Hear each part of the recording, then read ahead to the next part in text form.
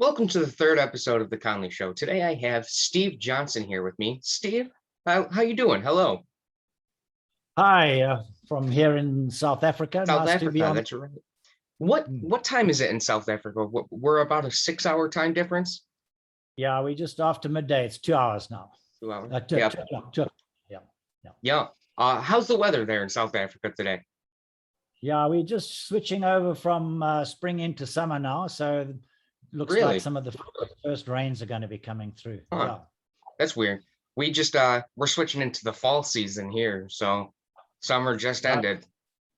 Yeah, I remember in Washington around about September, it's extremely hot. So yeah. So your profile said you have about 45 years experience in, what is it, wildlife management? Yeah. Yeah. Tell us a little bit about what is that? What is it that you do? Well, I'm sure from an American perspective, you've all heard of game rangers and the guys that are in the parks looking after the wild animals, the elephant and the lion and buffalo and stuff like that. Yeah, so that's how my career started out in Zimbabwe, in the Wangi National Park, in fact. And that's where I learned my craft of literally looking after those species, making sure that, the whole park itself, which is huge, Right. was protected and that no poachers came in.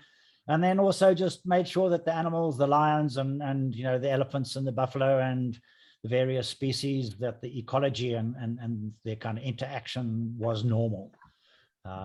Yeah, so a lot of it was actually working and capturing some of them and moving them into different places or to different parks.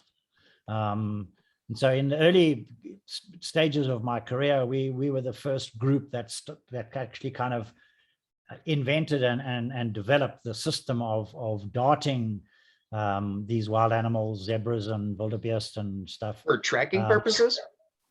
No, so that we could actually either, if they were injured, fix them, help them get vets in and help, or to actually move them from one place to another by sedating them and giving them, the drugs that they needed to stay kind of, asleep, as you want to call it. Yeah. So you deal with all types of different animals then? Yeah, all the African ones, the classic ones that tourists love to come out to Africa for. Our lions have been made famous in the Lion King movie and various Walt Disney movies that made elephants very kind of popular, warthogs as well and stuff like that. So that is what people would like to come out to Africa for. And so we've got a lot of national parks around. I work across the whole of Southern Africa. So in South Africa, Mozambique, Zimbabwe, Namibia, Zambia, etc. Yeah, and so we at the level I'm at now, I work more with the people that are planning new parks and planning new strategies for the whole country's park systems and stuff like that. So how big is South Africa in population terms? It's about 50 million. Wow.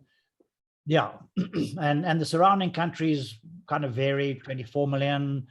Botswana to our west is only 2 million. Namibia is only 2 million.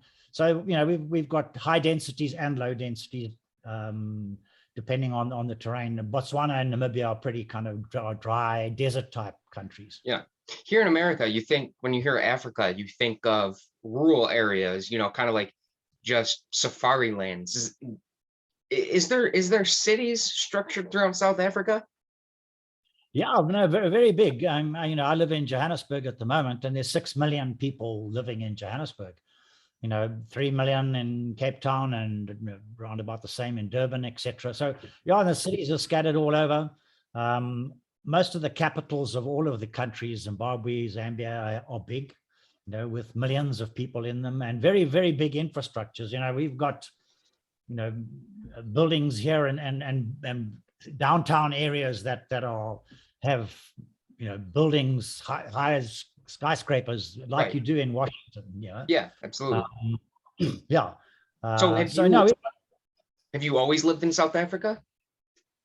No, I was born in Zimbabwe, grew up there my younger days, and then I went down to Cape Town and kind of went to university, etc. Then went back to Zimbabwe and joined national parks. I grew up on a farm in Zimbabwe, and so I always liked being out in the bush and just being in wild areas. And it was always my dream to join national parks. So when I got the chance, I did. In 1976, 1st of January. Yeah. So tell me a little bit before we get into a little more about what it is you do. Just out of curiosity, what type of government is South Africa like? Like here you have the president. Does South Africa have a president, or what do you call your leader? Yeah, no, we were almost mirror images of everything that you can find in America. Really? We have, yeah, no, all of our countries are democratic. They have elections. They have presidents. All of our Southern African countries have presidents. We don't have prime ministers and stuff like that. Right. And so we have, like you've got your Senate and everything. We've got our cabinet. We call it the cabinet. We've got the parliament, which is the bigger block of people that are just your house, representatives. So our structures are identical. They have 4 years term, very similar to America, and they get voted in or out depending on what happens. Right. Yeah. So yeah, and our economies are structured just like yours. We can, all our cities have got big malls. They've got all of the supermarkets and shops, and we've got all the factories and everything. We produce a lot of stuff. Very, very big agricultural sectors we've got as well. I used to collect, I collected currency for a long time. One of the things that I collected was Zimbabwe dollars, because they had a terrible inflation. And so I think I had 50 billion Zimbabwe dollars. Can you elaborate a little more? What happened there? Did they switch currencies at one point? Yeah. So at one stage, one Zimbabwean dollar was the equivalent of a US dollar. And then they had the hyperinflation.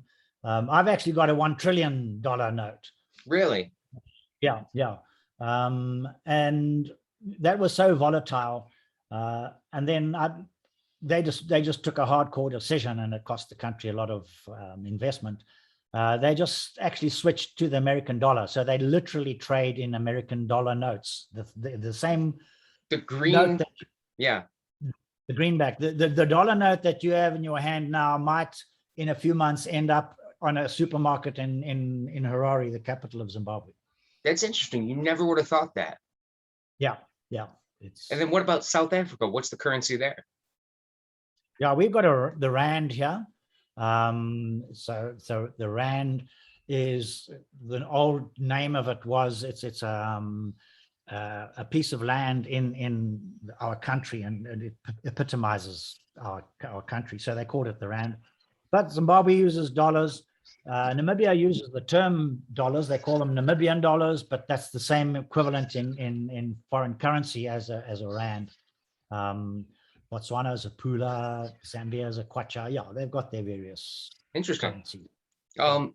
So how long did you have to go to school before you became a wildlife manager? Did you have to get a college education for this, or was it something that you could kind of learn hands-on? It's a bit of both. Like in the States, you got the people that are kind of the field guys. You don't need you can just come out of school and go there and be an apprentice and learn as you kind of get experience. Or you can go to university and get a degree and then join, and then you kind of come in midway in the rank. You usually then do research and stuff like that. You're assigned different work, usually to what the field guys do, who do all the grunt work. Yeah.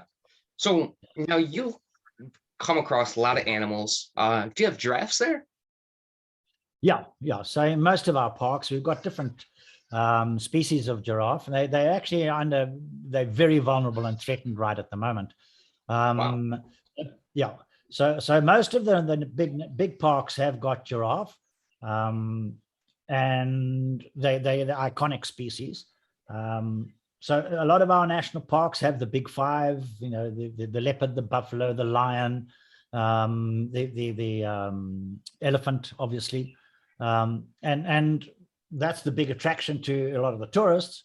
But a lot of the smaller parks don't have predators per se. And so they've just got, they might have rhino and a few other kind of big species, but nothing spectacular. So for you, what's an exotic animal that you've come across? Something that you don't really work with too closely because it is rare to see. Is the pangolin. That's The what? the pangolin. It's like an armadillo. Yeah. Yeah. So it's the relative of that, the African relative of it. It curls up in a ball. It's got a scaly kind of skin. So the scales on the back of a pangolin are made of the same material as your fingernail. Really? Keratin. Yeah. And it's exactly the same stuff that is in the horn of a rhino. And so over in Asia, they've cottoned on to the fact that, you know, they can poach a rhino, take its horn, grind it up and do what they need to do with it for medicine. But they found that they can go and find pangolins, even though they are rare, and take their scales and grind them up, and no one knows the difference. So there's a bit of kind of fraud going on in the illegal trade there. So yeah. So, but they're very secretive little animals. They're not big. They're about the size of your football. That, Yeah. You know, they're about the same size as that. Well, what about your favorite animal to work with? What animal fascinates you mostly out there? My favorite animal is the Cape buffalo. What you kind of see there, it's extremely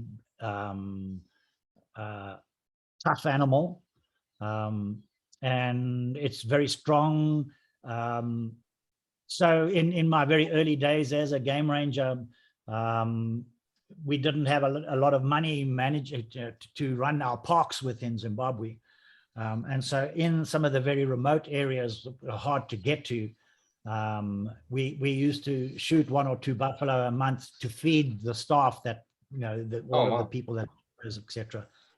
So I one of my tasks, which wasn't that pleasant, but anyway, I had to go out and hunt the buffaloes, and they're extremely dangerous to hunt. You know, so Why is that? Do they charge you? Yeah, they charge you, and you know, they're very hard to kind of kill. They're just tough. But the thing that they're very well known for is if you wound them, they run off, and then they do a big circle around, and they come back onto their side of the trail that they left on. So as you're tracking them now, you're coming past them, and then they come out at 90 degrees from you and collect you. Yeah. So you have to be awake and alert when you kind of working with those animals. But yeah, but you know, from that side of things, I just respect that animal. But the animal that, like a lot of people, that I really enjoy working with are elephants, because, you know, they're just super sensitive, super intelligent, and just beautiful animal. Is the African elephant different than the Asian elephant, if there even is one? Like, are they different on different? Yeah, they are. What's the difference between an African elephant and an elephant you would see in like Thailand or? Yeah. So those elephants have much smaller ears, much smaller ears. They've got a kind of a rounder face altogether. They're generally slightly smaller on average. And then they don't have as big tusks as the elephants in Africa. So yeah, they're just not as kind of robust and you know, as the Asian elephant. Yeah. Now, how do you deal, because you mentioned a little bit, there's poachers out there, there's hunters out there. How do you deal with illegal hunting? How do you report illegal hunting? Who are the people that takes care of it? Okay, so within the system, there are people they do the law enforcement. They do the kind of policing kind of work, if you want to call it that. And that's their job usually.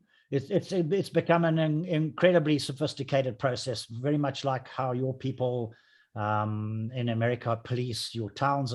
It's the same thing. And so a lot of the trade and the legal trade in stuff goes to Asia. So the demand is in Asia. And so we work a lot with the demand side, as we call it. So a lot of the anti-poaching work is just gathering intelligence, getting information from people who are kind of go and rat out other people that are doing bad stuff. So there's that whole side of things. A lot of patrolling, a lot of kind of trying to catch the guys actually in the bush when they try and kind of sneak in and shoot the animals. But a lot of the work actually is working with the rural communities, because wildlife don't just live in the parks. They live in amongst the people in their little farmsteads and rural huts and villages. Yeah. And so we work a lot with those people to make sure that they get some kind of benefits out of tourism and stuff, so that they're not so poor that they just forced to go and poach. Okay, so it's like a whole big balancing act of looking after the animals in the parks and looking after the animals outside of the parks. I remember, I don't know, it might have been 10 years ago, South Africa hosted the World Cup. What other tourism things bring people to South Africa? Is it mostly the wildlife, the land, or what kind of natural habitats, if you will, do you have for people to come and see? You got your national parks, just kind of like we do, but your national parks are probably a lot bigger. What's an average size of a national park? Because I don't know if, we have acres here, but I don't know if you measure it in acres there. Yeah, we measure in hectares and square kilometers.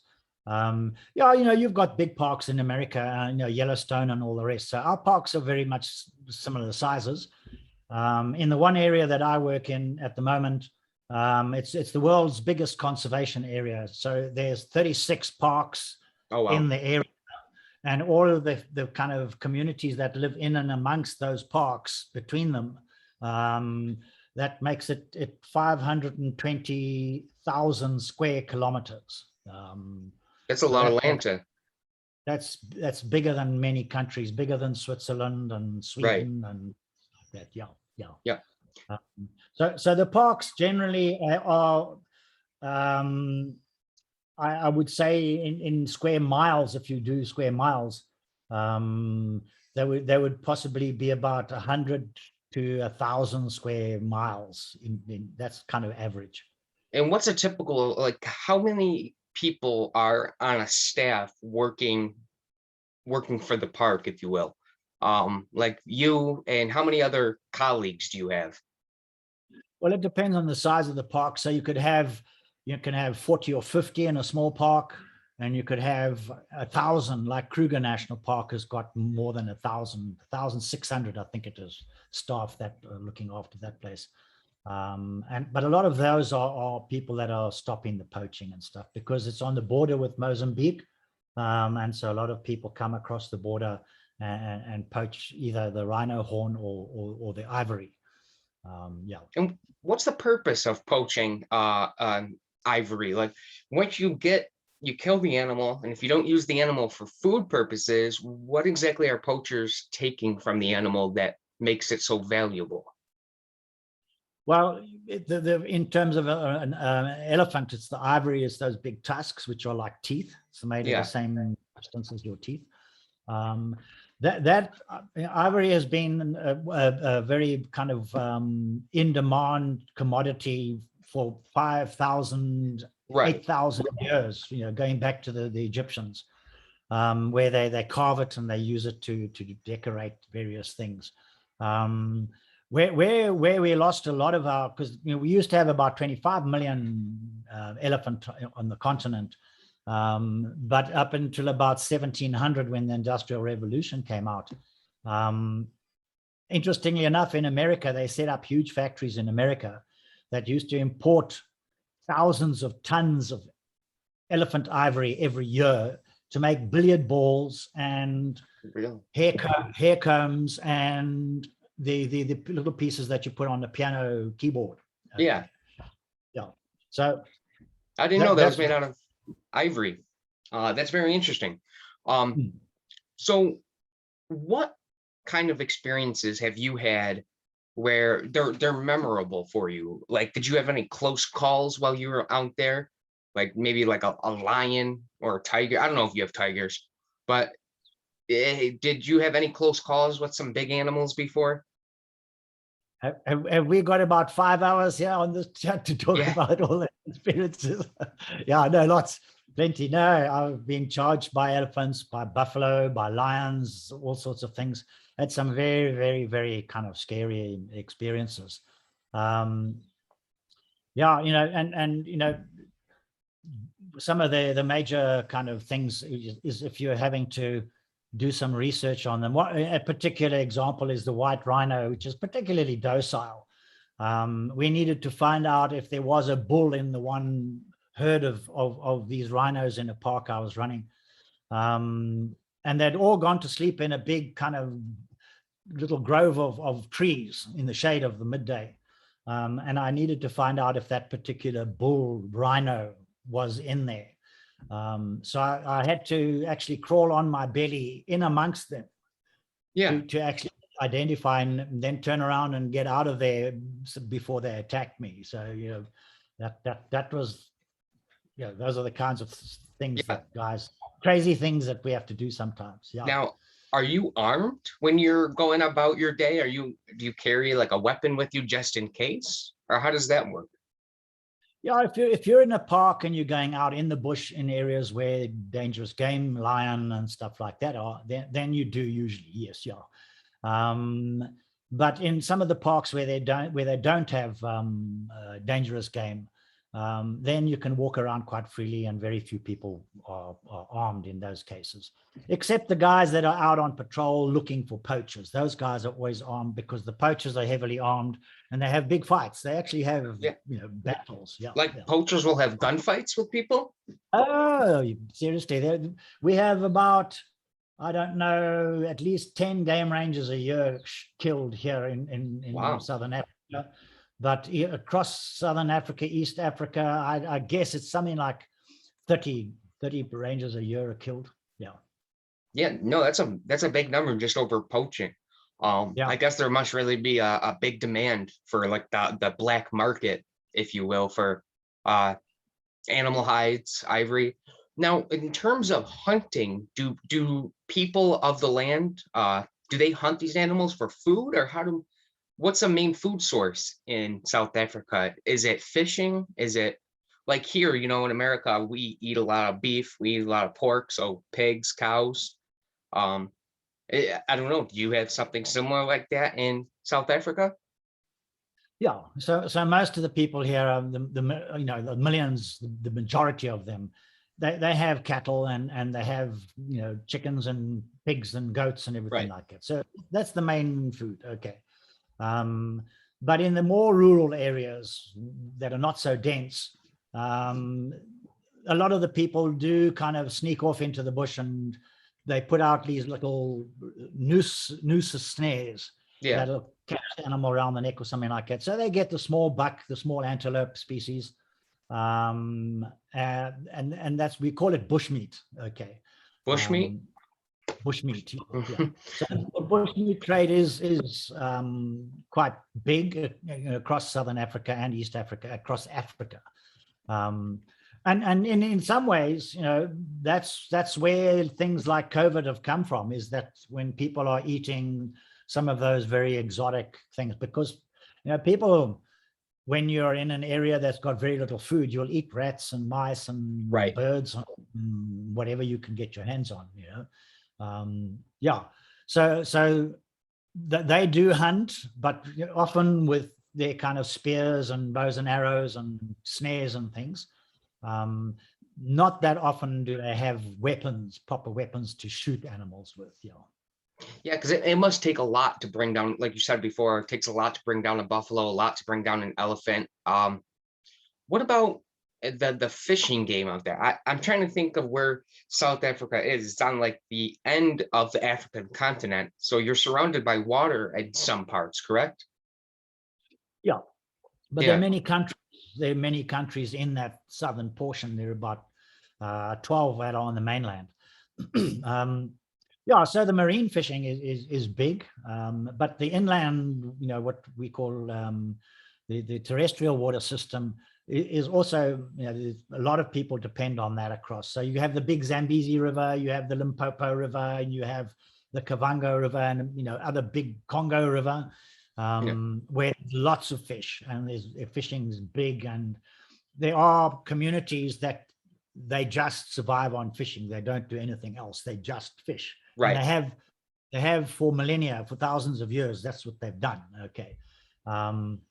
So in the Okavango Delta, there's a lot of people there that fish, and it's a big industry. It's big economy. Do you deal with marine life at all, or are you strictly on land, inland animals? So I work primarily with land animals, but often in a park there will be areas that have rivers and stuff. So you have to do the aquatic side with the terrestrial side. Yeah. And is that freshwater? Yeah, that's all freshwater. All freshwater? Yeah. That would be a really cool vacation, going to Africa to go fishing. I couldn't even imagine. But the countries that surround you, is it very open where you could come and go as you please across the borders, or is there tight borders? No, they're very tight borders. You have to have your passport and get stamped in and out, and your vehicles are checked for customs and right. illegal. So yeah, moving. So just like between you and Mexico, right? Identical. Yeah. We've got customs people. So in about 2 months' time, I'm actually going up to Zambia to train some of the customs people on the movement of wild illegal goods. Because people will try to hide illegal goods and get them across the border. What some are things? What are some of the things that are illegal goods? Like, is it just elephant tusks, lion hides? What else do people? It's amazing. So it's timber as well. So people try and bring across big truckloads of timber, then say it's not a very endangered species when it actually is, or whatever it is. But it's amazing what is. So there's big trade in wild birds. Okay, it's huge. It's massive. Yeah. So people, there's lots of lizards and spiders and insects, and you name it. They trade in it right across the world. Is there a lot of poisonous snakes and spiders there as well? Oh yeah. We've got lots of those, and you deal with them and very carefully, but the people catch them and kind of put them in little boxes and things, or even on their bodies. They strap them onto their bodies and really yeah. The people we've caught at the Johannesburg airport here have special vests made with little pockets, and then they catch birds, and they that are very valuable, and then they wrap them up so that they can't flap. Okay, and then they put them maybe 100 birds on their body, and then they go through customs like that. Yeah. I guess it's amazing what people try to sneak across the border. What would you even do? So let's pretend you get 100 birds across the border. Is that probably for killing purposes, for meat trade?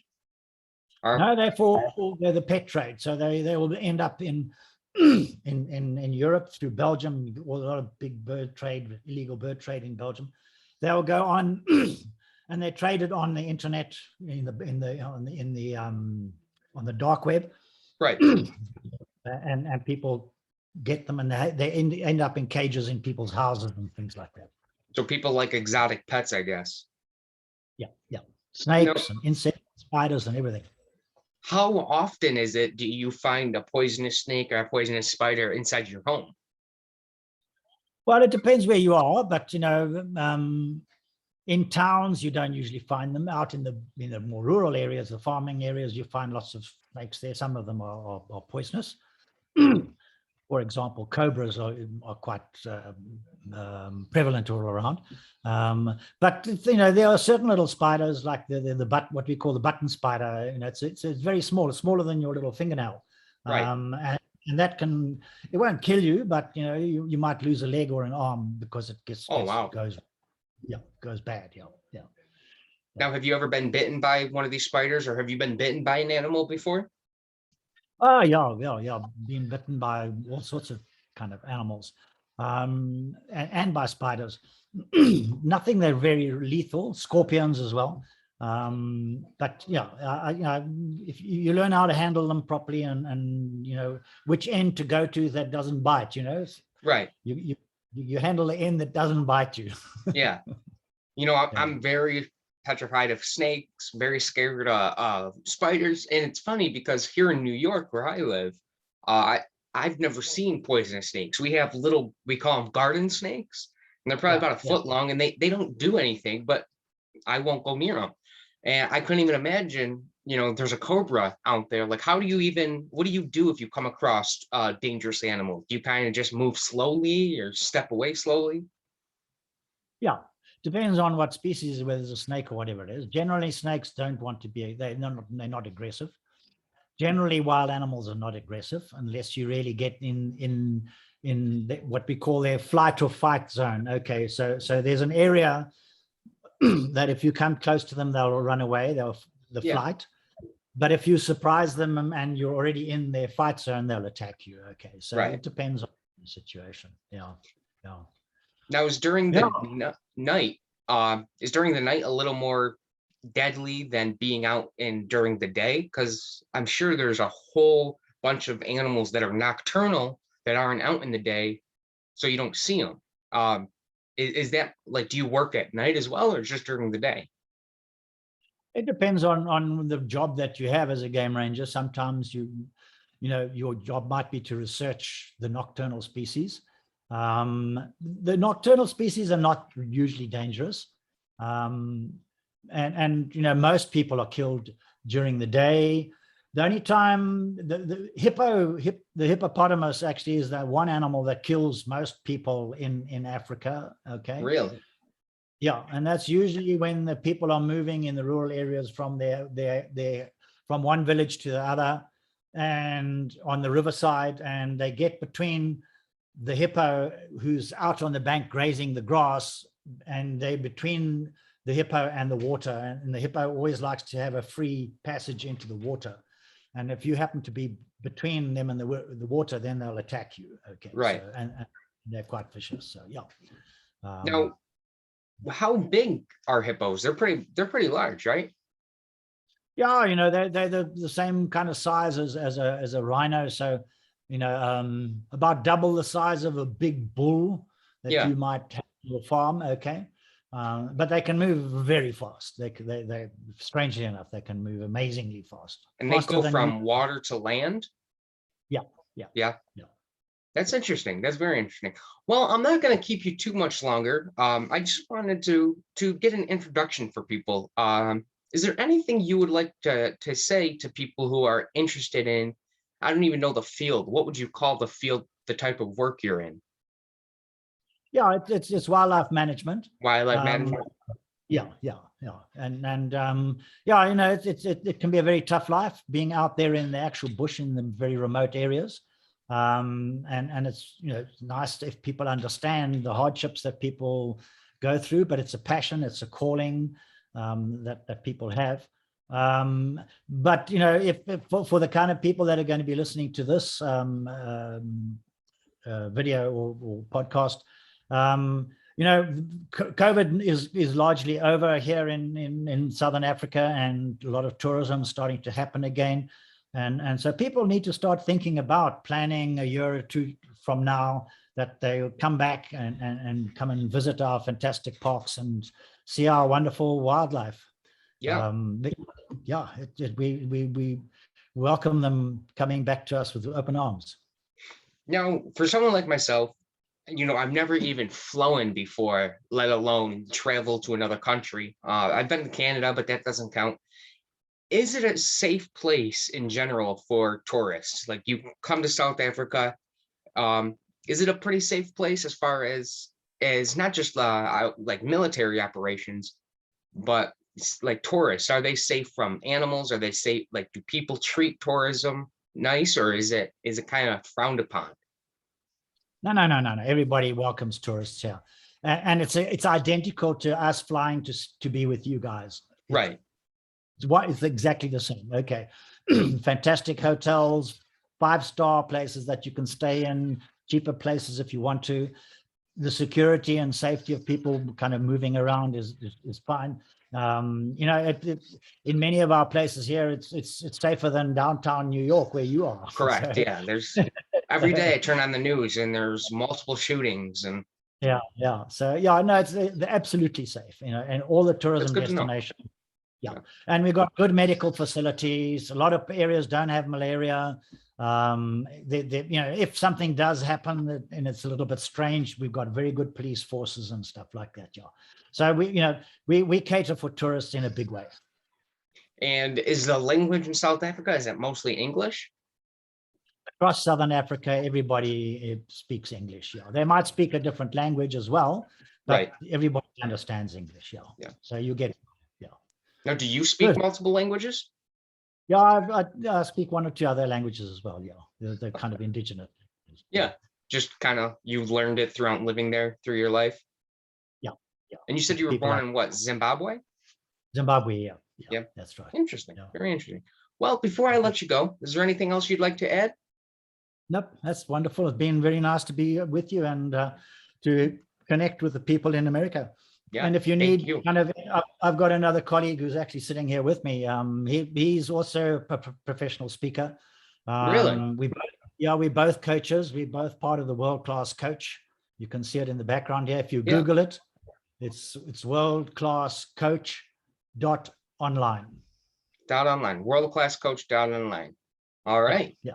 Well, thank you for your time. And for those of you who listened, stay curious. Bye-bye. Thank you very much. Bye-bye.